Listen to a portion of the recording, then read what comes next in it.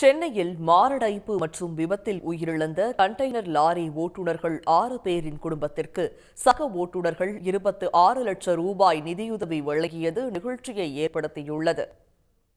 சென்னையில் உள்ள துறைமுகங்களில் உள்ளூர் மற்றும் வெளியூர்களைச் சேர்ந்த 6000த்திற்கும் மேற்பட்ட கண்டெய்னர் லாரி ஓட்டுநர்கள் இரவு பகல் பாராது உழைத்து வருகின்றனர். இந்த நிலையில் மாரடைப்பு மற்றும் விபத்தில் உயிரிழந்த 6 ஓட்டுநர்களின் குடும்பத்திற்கு சக ஓட்டுநர்களிடமிருந்து 26 லட்சம் ரூபாய் வசூலிக்கப்பட்டு பிரித்து வழங்கப்பட்டுள்ளது. பெரும்பாலும் மாரடைப்பு உள்ளிட்ட உடல்நலக் குறைவால் ஓட்டுநர்கள் உயிரிழப்பதே அதிகம் என்பதால் தாங்கள் பணியாற்றும் இடங்களிலேயே மருத்துவ முகாம்கள் நடத்த அரசு நடவடிக்கை எடுக்க வேண்டும் என கண்டெய்னர் லாரி ஓட்டுநர்கள் வலியுறுத்தியுள்ளனர். டெபாசிட் பண்ணி அந்த குழந்தை 18 வயசு ஆனதுக்கப்புறம் அந்த குழந்தை எடுத்து கல்வி செலவுக்கோ இல்லை அந்த பிள்ளையுடைய திருமண செலவுக்கோ மட்டும்தான் யூஸ் பண்ணணும்.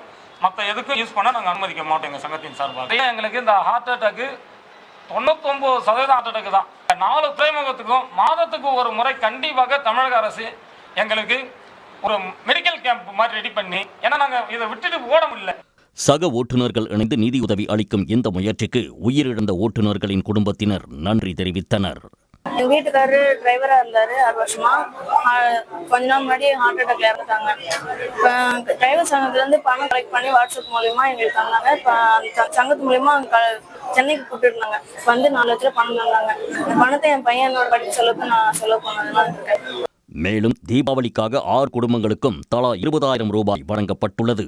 வாட்ஸ்அப் குழு மூலம் இணைந்து சக ஓட்டுநர்களின் குடும்பத்திற்கு நிதியுதவி அளிக்கும் செயலுக்கு பல்வேறு தரப்பினரும் பாராட்டு தெரிவித்துள்ளனர். உடனுக்குடன் செய்திகளை தெரிந்து கொள்ள சன் நியூஸ் பெல் ஐகானை கிளிக் பண்ணுங்க.